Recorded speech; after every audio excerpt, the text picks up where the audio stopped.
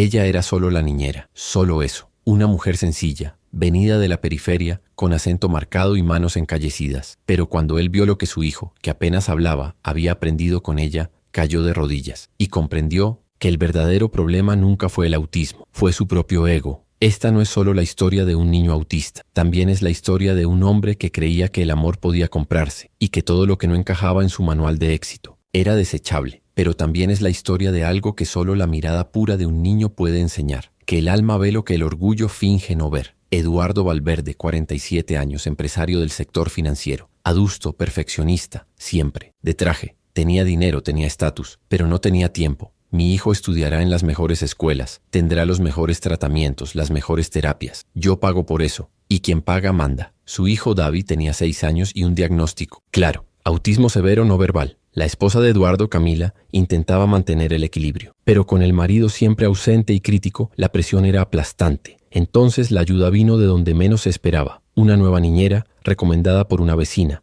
María de los Dolores, 54 años, nordestina, madre de 3, María llegó con humildad. Una mujer que ya había criado medio mundo y que, aunque sin diploma, tenía una inteligencia rara, inteligencia del corazón. Pero Eduardo la miró con desprecio desde el principio. ¿No tiene formación en pedagogía? ¿No tiene curso técnico? ¿Y quiere cuidar a mi hijo autista? María solo sonrió con sencillez. No tengo papeles, no, señor, pero sé escuchar. Él resopló. Escuchar no cambia diagnósticos. En los primeros días, David seguía como siempre, aislado, repetitivo, sin contacto visual. Pero a María no le importaba. No intentaba forzar nada. Solo estaba allí, se sentaba en el suelo con él, como nadie lo hacía. Cantaba bajito canciones antiguas, dibujaba en la arena, creaba gestos repetitivos, no para forzar el lenguaje, sino para entrar en su lenguaje. Mientras Eduardo trabajaba 14 horas al día, ella pasaba el tiempo susurrando historias a un niño que parecía no oír, pero él oía. Oía con los ojos. Una mañana, Eduardo notó algo extraño. David, que antes evitaba cualquier contacto físico, estaba recostado en el hombro de María, dormido. El padre miró desde la puerta incrédulo, pero no dijo nada. Al día siguiente, al llegar tarde del trabajo, escuchó risas. David se reía, fuerte. María hacía muecas con un espejo y él las imitaba, encantado. No puede ser, murmuró Eduardo. Ese niño nunca reaccionó así ni con terapeuta especializado. Pero en lugar de reconocerlo, se molestó. Debe estar exagerando. No es técnica, es suerte. Días después, Eduardo tomó una decisión silenciosa. Llamó a su esposa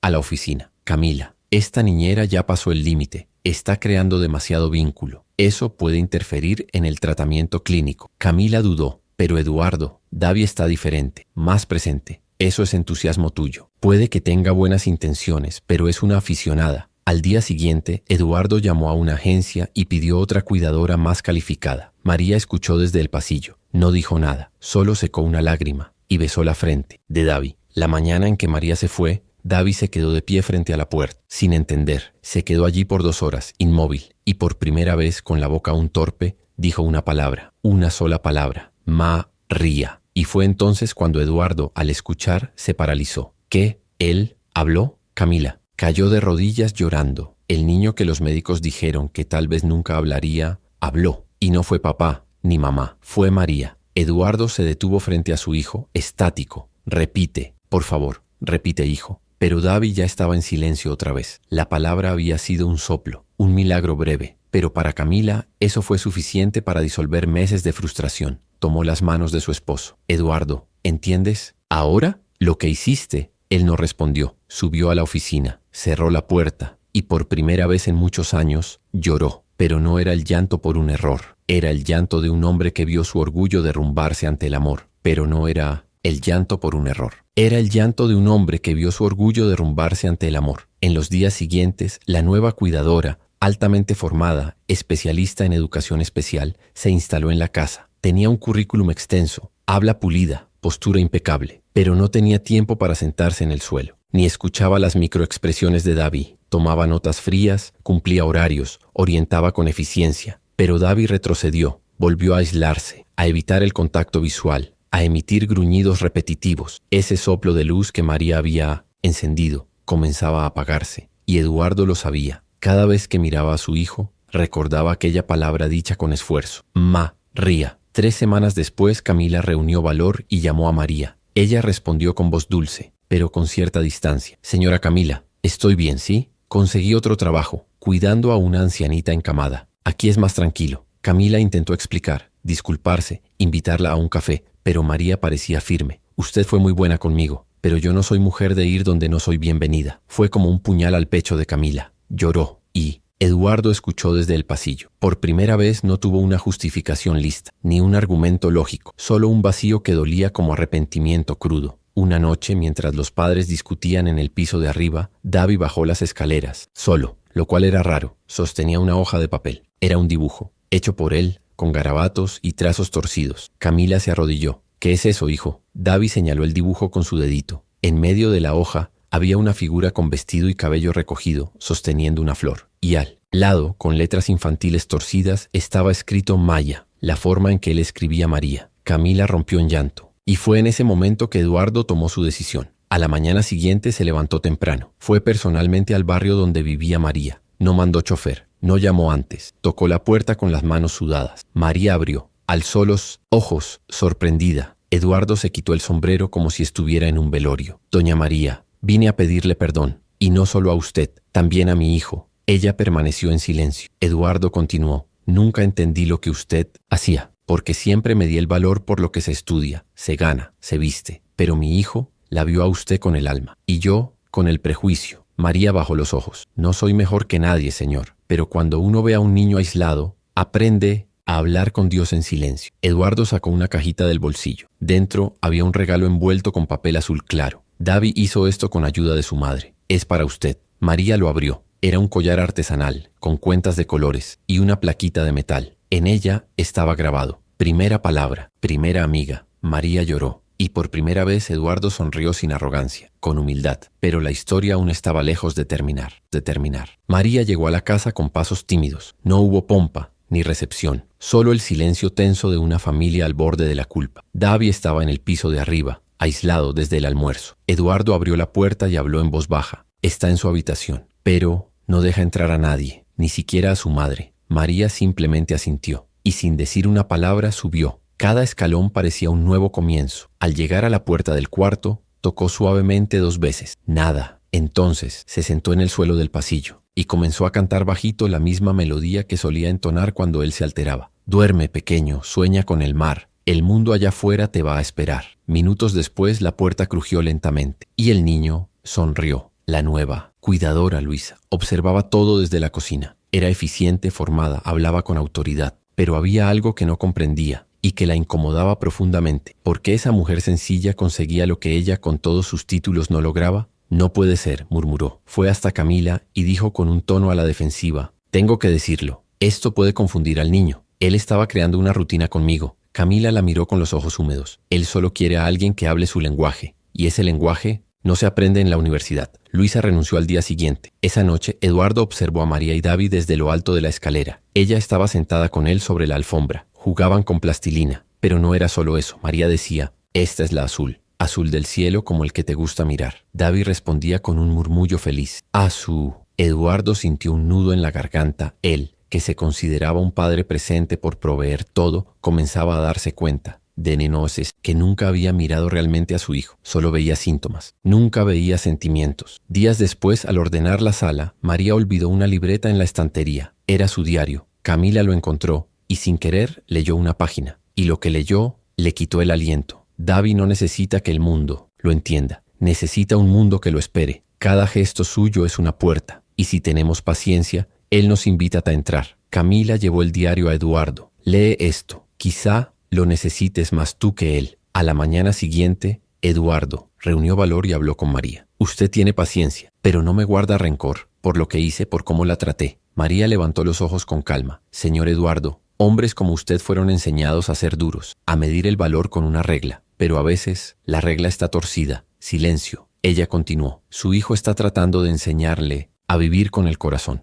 Y en ese instante, Eduardo comprendió. María no era solo la niñera, era una mensajera de la escucha, un recordatorio vivo de que el amor no grita, susurra. Esa noche, Eduardo entró al cuarto de Davi por primera vez en meses. Se sentó en el suelo. No dijo nada, solo se quedó allí junto a su hijo. Davi lo miró, tocó su rostro con los deditos y murmuró algo nuevo. Papá. Eduardo se atragantó, lloró en silencio y supo que allí, en ese momento, había nacido un nuevo hombre. En los días que siguieron a ese momento en el cuarto, Eduardo comenzó a hacer algo que nunca había hecho: escuchar. No para responder, no para juzgar, sino para comprender. Empezó a observar a su hijo con otros ojos. Notaba cómo Davi temblaba ante ruidos fuertes, cómo evitaba el contacto directo, pero se calmaba con el olor de la camisa de su madre, cómo se comunicaba con los ojos, incluso cuando su boca callaba. Era como si todo el mundo gritara, y Davy viviera dentro de un piano cerrado tocando acordes suaves que casi nadie oía. La primera vez que Eduardo intentó contarle una historia, tartamudeó, se trabó, desistió. María, que observaba a lo lejos, se acercó. No necesitas contar con palabras, cuenta con gestos. Y fue así como el padre, que siempre tenía prisa, aprendió a esperar una coma que venía después de 5 minutos de silencio. Una mañana la escuela de Davy envió un psicólogo a la casa. Camila pensó que sería otro requerimiento de adaptación, pero las palabras del especialista sorprendieron a todos. El comportamiento de Davy ha cambiado drásticamente en las últimas semanas. Está más conectado, más atento. Incluso esbozó una sonrisa cuando hablamos de la casa. Eduardo guardó silencio. El psicólogo continuó: queremos entender qué cambió, porque esto es raro en casos como el suyo. Algo significativo ocurrió aquí dentro. María, que estaba en la cocina, escuchaba con el trapo en las manos. No dijo nada, pero sonrió bajito. Camila respondió con la voz entrecortada. Lo que cambió fue que por primera vez empezamos a verlo. Una tarde lluviosa, Davy sorprendió a todos. Entró en la sala con algo entre las manos, un pedazo de papel doblado. Se acercó a María y sin decir nada se lo entregó. Al abrirlo, ella vio un dibujo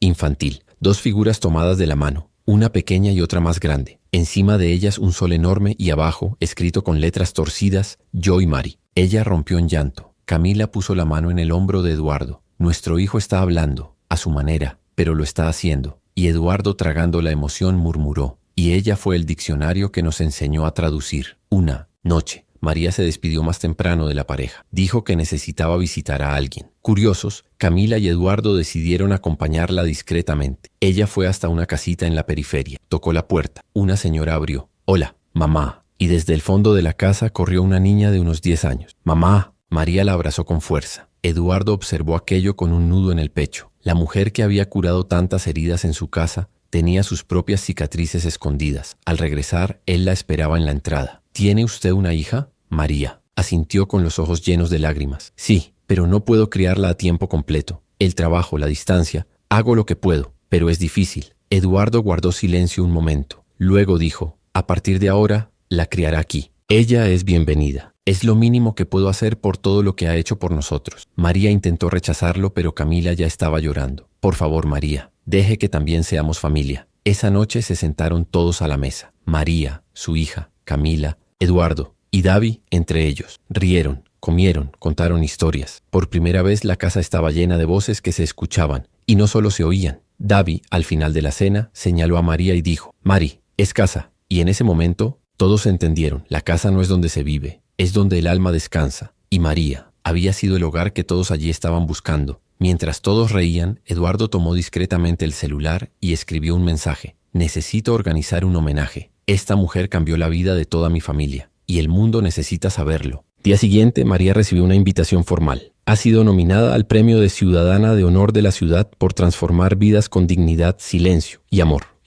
Esa mañana María se levantó temprano. No sabía exactamente qué esperar, aunque tenía la invitación formal en las manos. Camila había elegido un vestido discreto para ella, y la hija de María, ahora viviendo en la casa, se aferraba a su mano sonriendo. Cuando llegaron a la alcaldía de la ciudad, había una multitud: cámaras, periodistas, representantes de escuelas e instituciones sociales. Pero lo que más llamó la atención de María fue ver a Davy con una pequeña flor en las manos, esperándola junto a Eduardo. Se acercó lentamente, extendió la flor y dijo con esfuerzo, sílaba por sílaba: «Tú me enseñaste el sonido de mi alma». María se arrodilló, lo abrazó, y allí ya no importaban los flashes, los micrófonos ni los aplausos. Solo ese gesto, solo esa frase, y todo tuvo sentido. En el escenario, el alcalde entregó la medalla. Leyó una biografía sencilla, pero quedó claro que no conocía ni la mitad de la historia. Fue entonces cuando Eduardo pidió el micrófono. «Señoras y señores, lo que esta mujer hizo por mi familia, ninguna universidad, ningún cargo y ningún diploma podría haberlo hecho». Tragó saliva y continuó: «Ella no solo cuidó a mi hijo, curó mi arrogancia, me enseñó que el autismo no es un defecto, es una forma diferente. Me mostró que a veces quien menos habla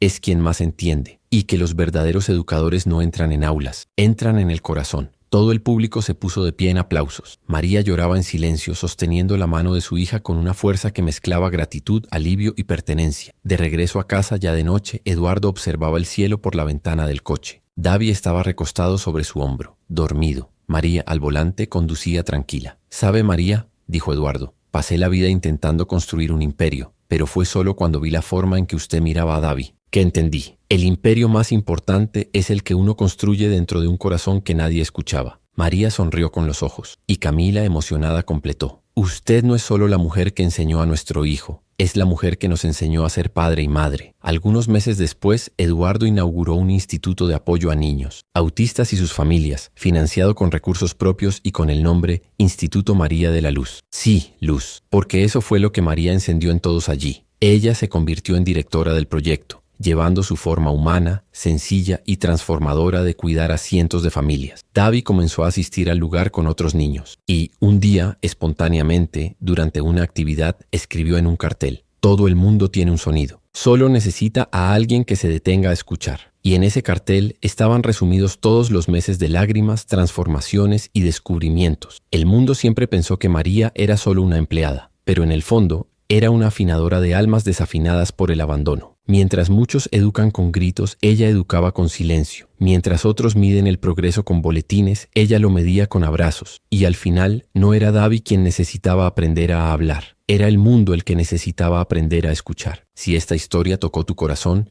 ahora es el momento perfecto. Deja tu like. Ayuda mucho a llevar este contenido a más personas. Suscríbete al canal, porque aquí cada historia es un recordatorio de que aún existe belleza en el ser humano. Y aprovecha que hay un video apareciendo aquí en la pantalla ahora. También va a tocar tu alma. Haz clic y sigue con nosotros. Hasta el próximo video. Y nunca lo olvides. A veces, los mayores maestros de la vida entran en silencio y lo cambian todo sin decir una sola palabra.